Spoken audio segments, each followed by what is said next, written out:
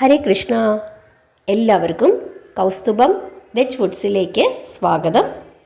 ഇന്ന് നമ്മളൊരു അവിയലാണ് ഉണ്ടാക്കുന്നത്. ഞാനിവിടെ എടുത്തിരിക്കുന്ന പച്ചക്കറികൾ വെള്ളരിക്ക, പടവലങ്ങ, ചേന, ക്യാരറ്റ്, മുരിങ്ങയ്ക്ക, പച്ചമാങ്ങ, പച്ച ഏത്തയ്ക്ക. ഇതിൽ പച്ചമാങ്ങയും മുരിങ്ങയ്ക്കയും ഒഴികെയുള്ള കഷ്ണങ്ങൾ അടുപ്പയിലേക്ക് വെച്ചു. അതിലേക്ക് മഞ്ഞൾപ്പൊടി, വളരെ കുറച്ച് മാത്രം മുളക് പൊടി, ഒരു കളറ് കിട്ടാൻ വേണ്ടിയിട്ട് അതും കൂടെ ചേർത്ത്, കറിവേപ്പിലയും ചേർത്ത്, കുറച്ച് വെളിച്ചെണ്ണയും ഒഴിച്ച് ഒരു മീഡിയം തീയിൽ ഇളക്കി അടച്ചു വെച്ച് വേവിക്കുന്നു. ഇപ്പം ഞാൻ ഉപ്പ് ചേർത്തിട്ടില്ല, അതുപോലെ വെള്ളവും ചേർത്തിട്ടില്ല. ഇതൊരു മീഡിയം തീയിലിരുന്ന് ഇടയ്ക്കിടയ്ക്ക് നമ്മൾ അടപ്പ് തുറന്ന് ഇളക്കി കൊടുക്കണം. അങ്ങനെ നോക്കി, ഇത് നോൺ സ്റ്റിക്കിൻ്റെ പാത്രമായതുകൊണ്ടാണ് വെള്ളം ചേർക്കാതെ നമുക്കിങ്ങനെ വേവിക്കാനായിട്ട് പറ്റുന്നത്. അതല്ലെങ്കിൽ ചുവട് കട്ടിയുള്ള പാത്രമാണെങ്കിൽ പച്ചയത്തേക്ക് ഉള്ളതുകൊണ്ട് ചിലപ്പോൾ അടിക്ക് പിടിക്കാം. അപ്പോൾ അതനുസരിച്ച് ശ്രദ്ധിച്ചു വേണം നമ്മൾ വേവിക്കാൻ വെക്കേണ്ടത്. ചുവട് കട്ടിയുള്ള പാത്രത്തിൽ വേണം എപ്പോഴും അവിയൽ വെക്കാനായിട്ട്. അത് ഇളക്കി ഇടയ്ക്കിടയ്ക്ക് ഒന്ന് ഇളക്കി കൊടുക്കണം. അങ്ങനെ വേണം അത് വേവിച്ചെടുക്കാനായിട്ട്. വെള്ളം ചേർക്കാതെ വേവിക്കുന്നതാണ് എപ്പോഴും നല്ലത്. തേങ്ങയും മഞ്ഞൾപ്പൊടിയും പച്ചമുളകും ചെറിയ ജീരകവും അത് ഒരു 2 സ്പൂൺ വെള്ളം ചേർത്ത് ഒന്ന് ഒതുക്കിയെടുക്കണം. നമ്മൾ തോരന് സാധാരണ മിക്സിയിൽ ഒതുക്കിയെടുക്കുമ്പോൾ വെള്ളം ചേർക്കാറില്ല. പക്ഷേ അവിയലിന് ഒരു 2 സ്പൂൺ വെള്ളം ചേർത്ത് ഒതുക്കിയെടുക്കുമ്പോൾ നല്ല രുചിയാണ്. എന്ന് പറഞ്ഞതുകൊണ്ട് വെള്ളത്തിൽ അരയ്ക്കണമെന്നല്ല. നമ്മളെടുക്കുന്ന തേങ്ങയ്ക്ക് ഒരു വളരെ ചെറിയ ഒരു നനവുണ്ടാകണം.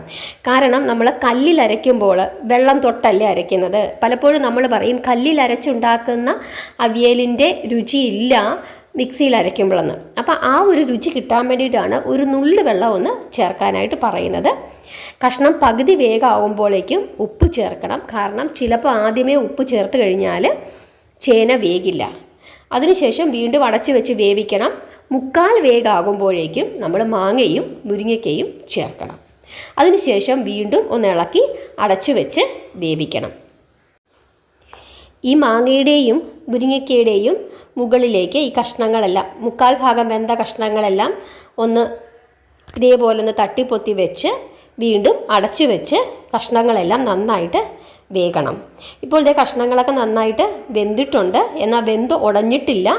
അപ്പോൾ നമുക്ക് ഈ നടുഭാഗത്ത് ഇതേപോലൊരു കുഴിയുണ്ടാക്കി അതിലേക്ക് നമ്മൾ ചതച്ച് വെച്ചിരുന്ന നമ്മുടെ അരപ്പ് അതിലേക്ക് ചേർക്കണം. അതിനുശേഷം വീണ്ടും ഈ അരപ്പിൻ്റെ മുകളിലേക്ക് കഷ്ണങ്ങളെല്ലാം ഇതേപോലെ തന്നെ തട്ടിപ്പൊത്തി വീണ്ടും അനക്കാതെ അടച്ചു വെച്ച് വേവിക്കണം. കാരണം ഈ അരപ്പ് ഇട്ട ഉടനെ തന്നെ ഒരു കാരണവശാലും ഇളക്കരുത്. ഇളക്കിക്കഴിഞ്ഞാൽ ഈ അരപ്പിൻ്റെ പച്ചച്ചൊവ മാറില്ല. ഇതേ രീതിയിൽ തട്ടിപ്പൊത്തി വെച്ച് ഒരടപ്പ് വെച്ച് ചെറുതീയിൽ ഒരു 1-2 മിനിറ്റ് ഒന്ന് വേവിക്കുമ്പോഴേക്കും നന്നായിട്ട് ആവി കയറും. അങ്ങനെ ആവി കയറി ഈ അരപ്പെല്ലാം നന്നായിട്ട് വേകും. കാരണം ജീരകത്തിൻ്റെയും മഞ്ഞളിൻ്റെയും ഒക്കെ ആ ഒരു പച്ച മണം മാറേണ്ടതായിട്ടുണ്ട്. അതിനുശേഷം പതിയനെ ഈ കഷ്ണങ്ങളെല്ലാം ഇളക്കി ഈ അരപ്പിൻ്റെ കൂടെ യോജിപ്പിച്ച് അതിലേക്ക് ധാരാളം പച്ചവെളിച്ചെണ്ണയും കറിവേപ്പിലയും ഒക്കെ ചേർത്ത് നമുക്ക് അവിയൽ വാങ്ങി വെക്കാം. വളരെ രുചികരമായ ഒരു കൂട്ടാനാണ് അവിയൽ എന്ന് പറയുന്നത്. പക്ഷേ സാധാരണ എല്ലാവരും പറയും ഏത് പച്ചക്കറിയും അവിയലിൻ്റെ കൂടെ ചേരുമെന്ന്. പക്ഷേ അത് ഒരു തെറ്റായ രീതിയാണ്. ഏത് പച്ചക്കറിയും ഒന്നും അവിയലിൻ്റെ കൂടെ ചേരില്ല. മത്തങ്ങയൊക്കെ ചേർത്ത് കഴിഞ്ഞാൽ ഒരു വല്ലാത്തൊരു മധുരമൊക്കെ ആയിരിക്കും. അതുപോലെ ഉരുളൻകിഴങ്ങൊക്കെ ചേർത്താൽ സദ്യ അവിയലാകില്ല. അവിയൽ ഉണ്ടാക്കാം, ശരിയാണ്, അതൊക്കെ ചേർത്ത് നമുക്ക് അവിയൽ ഉണ്ടാക്കി നമ്മൾ ഇടയ്ക്ക് അങ്ങനെയൊക്കെ ഉണ്ടാക്കി കഴിക്കും. പക്ഷെ ഒരു സദ്യയുടെ അവിയലെന്ന് പറയുന്നത് അതിന് ചില പച്ചക്കറികളുണ്ട്. ആ പച്ചക്കറികൾ ചേർത്താണ് നമ്മൾ സദ്യ അവിയൽ ഉണ്ടാക്കുന്നത്. ഈ അവിയലിൻ്റെ കൂട്ടത്തിൽ നമുക്ക് കുറച്ച് പച്ചപ്പയർ ചേർക്കാം. അതായത് നമ്മുടെ അച്ചിങ്ങാപ്പയർ, അതും വളരെ നല്ലതാണ്. ഇത്തവണ എൻ്റെ കയ്യിൽ പച്ചപ്പയർ ഇല്ലാഞ്ഞതുകൊണ്ടാണ് ചേർക്കാഞ്ഞത്. വളരെ കുറച്ച്, കൂടുതലാകരുത്. കൂടുതൽ പച്ചക്കറി ഏതാണെന്ന് ചോദിച്ചു കഴിഞ്ഞാൽ ചേന നന്നായിട്ട് ചേർക്കാം, വെള്ളരിക്ക നന്നായിട്ട് ചേർക്കാം. അതിൻ്റെ കുറച്ച് കുറവായിട്ട് പടവലങ്ങ ചേർക്കാം. പിന്നെ നമുക്ക് ക്യാരറ്റും അതുപോലെ തന്നെ പച്ചപ്പയറും പച്ച ഏത്തയ്ക്കായും പിന്നെ മുരിങ്ങയ്ക്കായും ഒക്കെ എത്ര ആണോ നമ്മൾ എടുക്കുന്നത് അതിൻ്റെ 1/4 ഭാഗം, മൊത്തത്തിൽ എത്ര പച്ചക്കറി എടുക്കുന്നുണ്ടോ അതിൻ്റെ 1/4 ഭാഗം ചേർക്കാം.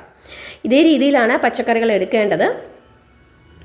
ഒന്നും അധികമായി പോകരുത്. അധികമായി പോയി കഴിഞ്ഞാൽ ആ പച്ചക്കറിയുടെ രുചിയായിരിക്കും അവിയലിന് കൂടുതലായിട്ട് നിൽക്കുന്നത്.